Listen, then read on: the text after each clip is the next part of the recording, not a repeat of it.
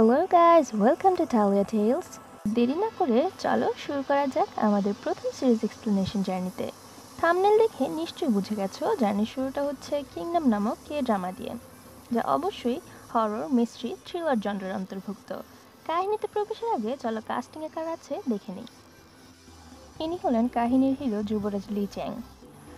এ হলো মোয়ং, যুবরাজের বডিগার্ড এবং তার বন্ধু। এ হলো ইয়াংশিন দ্য মিস্টিরিয়াস ম্যান। ইনি হলেন স্টেট কাউন্সিলর চো হাকজু, যাকে আমি বলে থাকি চো বদমাস। ইনি হলেন রানী এবং স্টেট কাউন্সিলর চো এর কন্যা। রানীর দুই চো বিয়ম পাল আর রানীর ভাই চো বিয়ম ইল। ইনি লর্ড আন ইয়ন। ফিজিশিয়ান সেওবি আমাদের ফিমেল লিড। আপাতত এতটুকুই, বাকিটা কাহিনীর সাথেই বুঝতে পারবো।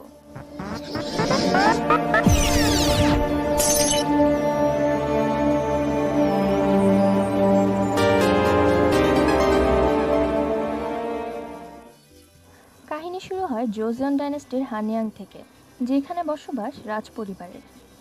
আর আমরা দেখতে পাই দুজন ব্যক্তি দ্রুত হেঁটে চলে যাচ্ছে রাজার প্রাসাদের দিকে।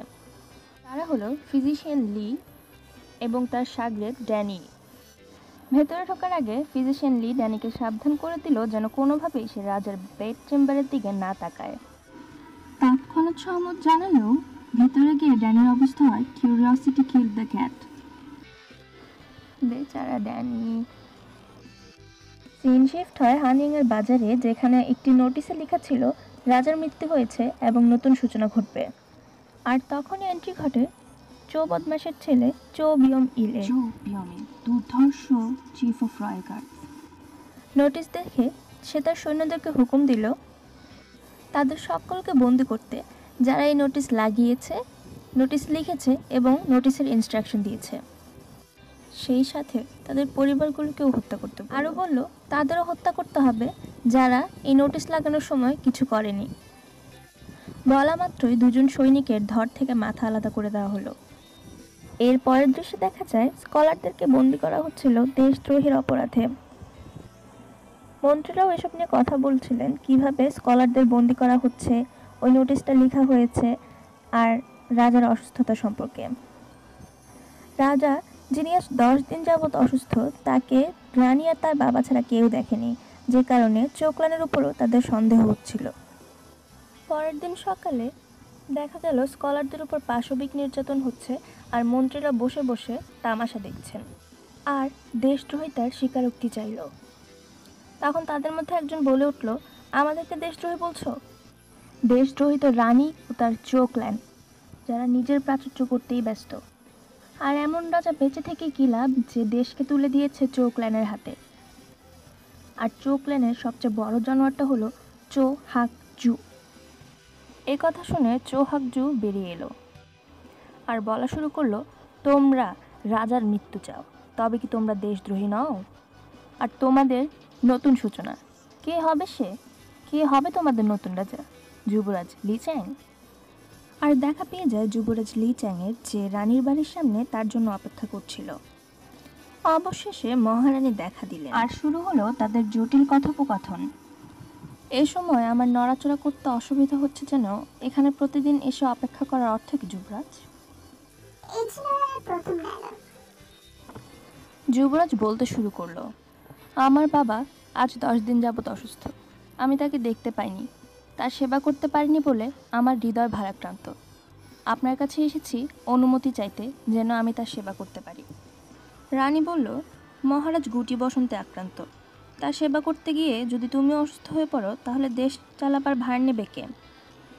তাই রাজ পরিবারের একজন বয়োজ্যেষ্ঠ সদস্য হিসেবে আমি তার অনুমতি তোমাকে দিতে পারি না। বলেই রানী চলে যেতে লাগলো। তখন যুবরাজ বলল, যাওয়ার আগে সত্যিটা বলে যান, আমার বাবা কি জীবিত আছে? এই কথা শুনে রানী ফিরে তাকালো। তুমি বাবার প্রতি পুত্রচরিত, কিন্তু মার প্রতি নাও। কতটা ঘৃণা থাকলে তুমি এই চাকরদের সামনে আমাকে অপমান করতে পারো? এই ঘৃণা কি আমার প্রতি, না তোমার অভূমিষ্ঠ সহোদরের প্রতি? যুবরাজ কিছু বলতে চেয়েছিল, কিন্তু তার আগেই রানী তাকে বিদায় হতে বলল। রানীর মহল থেকে বের হতেই যুবরাজ ঠিক করলো রাজার প্রাসাদে যাবে। কিন্তু তার পরিচারকরা বলল, যুবরাজ দয়া করে এ কাজ করবেন না, মহারানী না করেছে। যুবরাজ ক্ষেপে গিয়ে বলল, তোমরা কাকে রাজা মানো, আমার বাবাকে না চোখলানকে? এ প্রাসাদে কি এমন কেউ নেই যে চোখলানের দাসত্ব করে না? রাগান্বিত যুবরাজকে পরবর্তীতে তার স্টাডি রুমে বসে পড়তে দেখা যায়। আর আবির্ভাব ঘটে ময়ূরের। তখন ক্রুদ্ধ যুবরাজ ময়ূরের দিকে এটা সেটা ছুঁড়ে মারতে থাকে। জিনিসপত্র গুছোতে গুছোতে ময়ূর বলে, এগুলো আমার 1 বছরের বেতনের চেয়েও দামি। রাগী দেখাবেন তার নিশানা হওয়া উচিত ছিল রানী। যুবরাজ বলতে শুরু করলো, পিতৃভক্তি একজন যুবরাজের প্রধান দায়িত্ব, আর এই দায়িত্ব অবহেলা করে আমি পদচ্যুত হওয়ার ঝুঁকি নিতে পারি না। কিন্তু ওই অল্প বয়সী পাজি মেয়েটা, সে আমার মা বনে বসে আছে। শোনো ময়ং, তোমার জন্য একটা কাজ আছে। ময়ং জিজ্ঞেস করলো, সে কি রাজার প্রাসাদে গিয়ে রাজাকে দেখে আসা? যুবরাজ জানালো, না, রয়্যাল ইনফার্মারি জার্নাল নিয়ে আসতে হবে। ময়ং ইনতে বিনতে শুরু করলে যুবরাজও তাকে ব্ল্যাকমেল শুরু করলো। তারা যদি জানতে পারে তুমি আমার পেট থেকে খাবার চুরি করেছিলে, তাহলে তোমার কি হবে ময়ং? আর তোমার ওয়াইফের কি হবে, যে বিয়ের 10 বছর পর অন্তঃসত্ত্বা হয়েছে? আর জানো তো, আজও বিফ প্যানকেক তৈরি হচ্ছে। ব্যাস, ময়ং বেচারা না চাইতেও রাজি হয়ে গেল। কিছুক্ষণ পর দেখা গেল যুবরাজ রাজার প্রাসাদের দিকে দৌড়াচ্ছে। তারপর চুপি চুপি প্রাসাদের ভেতর ঢুকে শুনতে পেল ভৃত্যরা বলছে রাজাকে খুঁজে পাওয়া যাচ্ছে না। তখনই কারো পায়ের আওয়াজে যুবরাজ হল থেকে রুমে ঢুকে পড়ল। আর এর পরের দৃশ্য কিছুটা এরকম। ভয়ঙ্কর ছায়া ও আওয়াজের সাথে খুব বিচ্ছিরি একটা গন্ধও ছিল। আর কোনো কিছু বুঝে ওঠার আগে সেই ছায়া অন্ধকারে মিলিয়ে গেল। সিচুয়েশন বুঝতে দরজা খুলতেই ওপারে ছিল বিয়ম-ইল। বিয়ম-ইল তার কাছে এখানে আসার কারণ জানতে চাইলে যুবরাজ দানবের কথা জানান, অবশ্যই যা বিয়ম-ইল বিশ্বাস করেনি। তখন যুবরাজ বলল, আমার বাবা কি খুঁজে পেয়েছো? বিয়ম-ইল তাচ্ছিল্যের স্বরে বলল, রাজা ঠিক আছে, আপনি আসতে পারেন। তখন যুবরাজ বলল, বেশ তো, আমি নিজে গিয়ে দেখে আসছি। এই কথা বলে যুবরাজ হাঁটতে শুরু করলো, আর বিয়ম-ইল তার কাঁধে তলোয়ার টানিয়ে দিল। চটে গিয়ে যুবরাজ বলল, তোমার এত সাহস, তুমি আমার গায়ে তলোয়ার টানছো? বিয়ম-ইল বলল, এটা রানীর আদেশ। যুবরাজ বলল, এমন আদেশ যা একজন সাধারণ রয়্যাল আর্মির হাতে শাহী বংশের রক্ত ঝরাতে পারে? বেশ, যা খুশি করো। বলেই যুবরাজ আবার হাঁটতে শুরু করলেন। আর রাজার বেড চেম্বার খুলতেই সেখানে বসেছিল চোখ। যুবরাজ চোখে জিজ্ঞেস করলো, আমার বাবা ঠিক আছেন? চো বলল, তোমার অনেক চিন্তা হচ্ছে। যুবরাজ জানালো, আমি এখানে একটি দানব দেখেছি। তখন চো বলতে থাকলো, দানব আমিও দেখেছি। এমন এক ছেলে যে তার বাবার স্বাস্থ্য নিয়ে চিন্তিত দেখালেও অন্তরে তার মৃত্যু কামনা করে। এমন দানব যারা মহারাজকে হত্যা করে এ দেশকে দখলে নিতে চায়। কিন্তু সেই ষড়যন্ত্রের গন্ধ রয়্যাল ইনভেস্টিগেশন ব্যুরো পেয়ে গেছে। অল্প কিছুদিনের মধ্যেই আমরা ষড়যন্ত্রকারীকে ধরে ফেলব। আর যতদিন তাকে ধরে না ফেলছি, ততদিন রয়্যাল আর্মির একজন সাধারণ সৈনিকও রাজবংশের রক্ত ঝরাতে পারবে। তাই যুবরাজ চাইলে অপেক্ষা করতে পারেন। মহারাজ ফিরে আসছেন না, তিনি সুস্থতা বোধ করায় রানীর প্রাসাদে গিয়েছেন বলে চো বদমাস বিদায় নিল। অন্যদিকে যুবরাজ ফিরে যাওয়ার সময় বিয়ম-ইলও তাকে কথা শোনাতে ভুলল না। ফিরে গিয়ে যুবরাজ ময়ূরের সাথে দেখা করে, যে ইনফার্মারি জার্নাল নিয়ে এসেছিল। তারপর জার্নাল থেকে রাজার অসুস্থতা ও এ সংশ্লিষ্ট বিষয়বস্তু পড়তে থাকে, যার এক পর্যায়ে দেখতে পান এ রোগের কোনো প্রতিকার নাও থাকতে পারে। এই বিষয় সম্পর্কে আরও জানতে পরের পৃষ্ঠা উল্টাতেই সবগুলো পাতা খালি ছিল। অবাক হয়ে যুবরাজ বলতে শুরু করলো, এ তো কখনোই সম্ভব না। যা কিছু হয়ে যাক, রয়্যাল ইনফার্মারি জার্নাল তার প্রতিদিনই লিখে, তাহলে এটা খালি কি করে? তখন ময়ূর জিজ্ঞেস করে, যুবরাজ, লি সাংহুইকে? যুবরাজ জানালো, তিনি 3 বছর আগে অবধিও রয়্যাল ইনফার্মারিতে ফিজিশিয়ান হিসেবে কাজ করেছেন। কিন্তু তুমি কোথায় পেলে? ময়ূর বলল, এই তো এখানে, লাস্ট ট্রেনটি তার ছিল। যুবরাজ বলল, কি হচ্ছে আমার বাবার সাথে তার নিজের প্রাসাদে? আমাকে জানতেই হবে, আমাকে ছদ্মবেশ নিতে হবে। ময়ূর বলল, কিন্তু যুবরাজ, রানী জানতে পারলে কি হবে?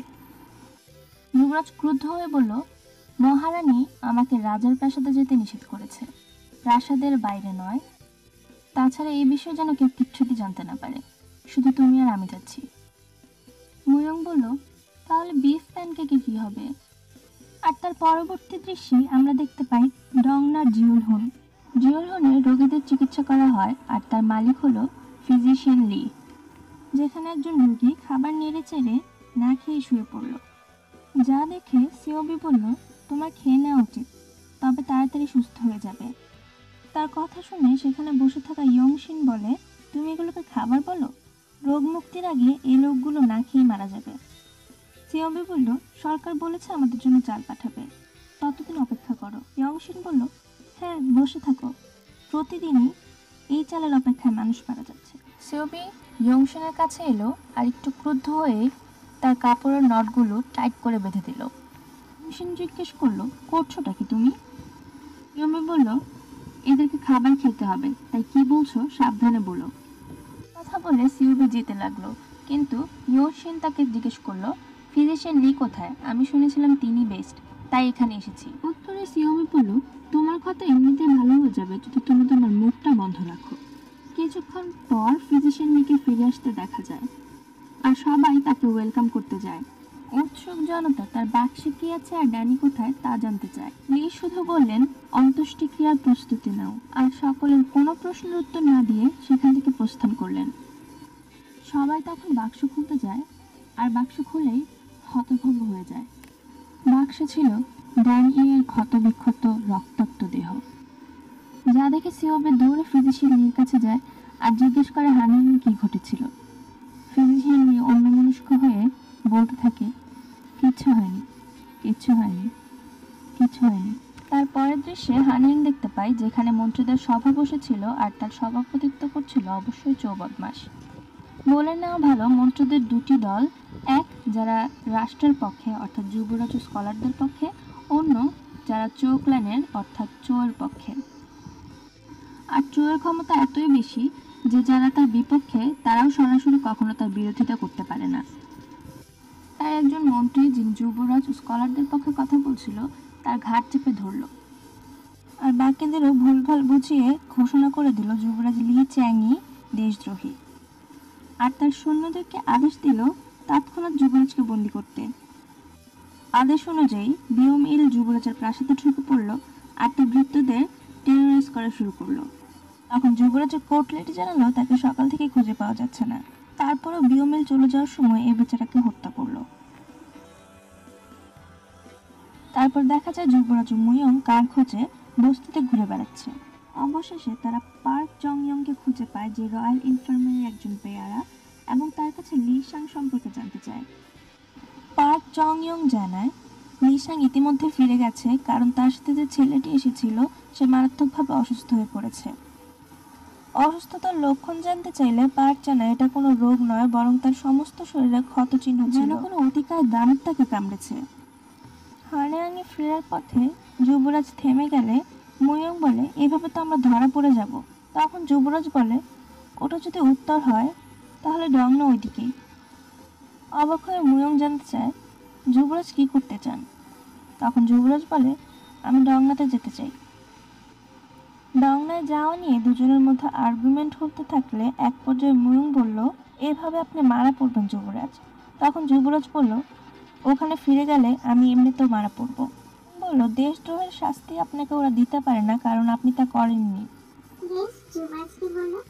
যুবরাজ জানালো, আমি দেশদ্রোহ করেছি, আমি আমার বাবার বিরুদ্ধে দেশদ্রোহ করেছি। বিস্মিত মুইয়ং জানতে চাইল, রাজার পর তো ক্ষমতা আপনারই হবে, তাহলে কেন? যুবরাজ বলল, রানীর গর্ভের সন্তান যদি ছেলে হয় তবে তার জন্মের সাথে আমাকে মরতে হবে, কারণ আমার গর্ভধারিণী একজন কনকিউবাইন, তাই আমার প্রাণ বাঁচাতে আমি বিদ্রোহ করেছি। তখন ফ্ল্যাশব্যাকে ট্রিজন লেটার দেখানো হয়, যাতে লি চ্যাং স্বাক্ষর করছিল। এই লেটারের কারণে চু যুবরাজ ও স্কলারদের দোষী সাব্যস্ত করেছিল। ফ্ল্যাশব্যাক শেষ হতে যুবরাজ বলল, স্কলাররা যারা আমার জন্য প্রাণ দিচ্ছে তাদের জীবন ও আমার নিজের জীবন বাঁচাতে আমাকে ডংনায় যেতেই হবে। লিসানের সাথে দেখা করে আমাকে সত্যটা জানতে হবে। আমার বাবার সাথে কি হয়েছিল আমাকে জানতেই হবে। এ বলে যুবরাজ ঘোড়া নিয়ে ডংনার পথে রওনা হলেন। পরবর্তীতে চোয়ের সামনে পার্ক জিয়ংয়ংকে দেখা যায়, যার থেকে বোঝা যায় তারা যুবরাজ সম্পর্কে জানতে পেরে গেছে। আর চো বিয়ম ইল ও তার সৈন্যদের বলল যুবরাজের খোঁজে বেরোতে এবং প্রয়োজনে তাকে হত্যা করতে। চো বলল 10 জন অশ্বারোহী প্রথমে যাবে এবং 50 জন স্কিল সৈনিক তাদের পেছনে যাবে।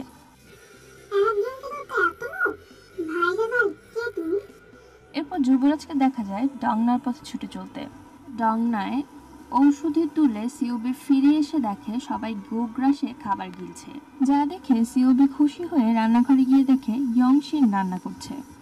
ইয়শিনকে মাংস কোথায় পেল জিজ্ঞেস করতেই সে বলল হরিণ শিকার করেছি। কিছুক্ষণ পর খাবার বাড়তে গিয়ে সিওবি দেখতে পেল খাবারের মধ্যে ড্যানির থাম, আর সে সাথে সাথে দৌড়ে বাড়ি গিয়ে দেখলো এই খাবার সবাই খেয়েছে। সিওবি ইয়ংশিনকে টেনে হেঁচড়ে নিয়ে যায় আর বলে এ তুমি কি করেছো? ইয়ংশিন স্বীকার করলো না। তখন সিওবি বলল সে আমাদের মতো একজন মানুষ ছিল, একটা মানুষকে কি করে অন্য মানুষটা খেতে পারে? তুমি কি করে এমন করতে পারলে? ইয়ংশিন বলতে শুরু করলো, তুমি কি মনে করো উত্তরের লোকদের মহারাজ বাঁচিয়েছিলেন? না, তারা প্রতিবেশীদের ফ্লেশ খেয়ে বেঁচেছিল। তুমি যেভাবে বাঁচতে চাও বাঁচতে পারো, কিন্তু আমি বেঁচে থাকার জন্য যা প্রয়োজন তাই করব। এ নিয়ে তাদের আর্গুমেন্ট চলতে থাকে। অন্যদিকে রোগীরা একে একে বমি করতে থাকে। তারপর তারা চোখ করতে থাকে আর নিস্তেজ হয়ে পড়ে। এই নিস্তেজ হওয়া তবে এই লোকগুলোই পর্বে আবার সকল নড়ে চড়ে ওঠে, রহস্যের যা দেখে উন্মোচন সে করতে বিদায় হলে তাদের চোখ কাছে রাখতে গিয়ে হবে তাদের খেয়াল আগামী রাখতে থাকে। পর্বগুলোতে। এরপর ফিজিশিয়ান লি ইয়ংশিন ও সিওবিকে অন্যরকম কিছু একটা অনুভব করতে দেখা যায়। আওয়াজ শুনে সিওবি ও ইয়ংশিন দরজার দিকে তাকালো। দরজার উপরের ঘটনা তোমরাই দেখে নাও। আশা করি কারো আর বুঝতে বাকি নেই যে এরা জম্বিতে পরিণত হয়েছে। তারপর এখনো পরিস্থিতি সম্পর্কে অজ্ঞাত ইয়ংশিন ও সিওবিকে দেখতে পায় যারা দরজার দিকে তাকিয়ে আছে। আর এখানেই ঘটে এই এপিসোডের সমাপ্তি। জানি বলা হয়নি অনেক কিছু, জানা হয়নি অনেক কিছু, আর আজকের পর্বের রহস্যগুলোর মুখ উন্মোচন করতে চোখ রাখতে হবে আগামী পর্বগুলোতে। যদি ভিডিওটি ভালো লেগে থাকে তবে লাইক, কমেন্ট, শেয়ার করতে ভুলো না। আর অবশ্যই চ্যানেলটি সাবস্ক্রাইব করে দিও। ভালো লাগার কথা আছে, শেষে ভালো না লাগার বিষয়টি চলে আসে। আর ভালো লাগাকে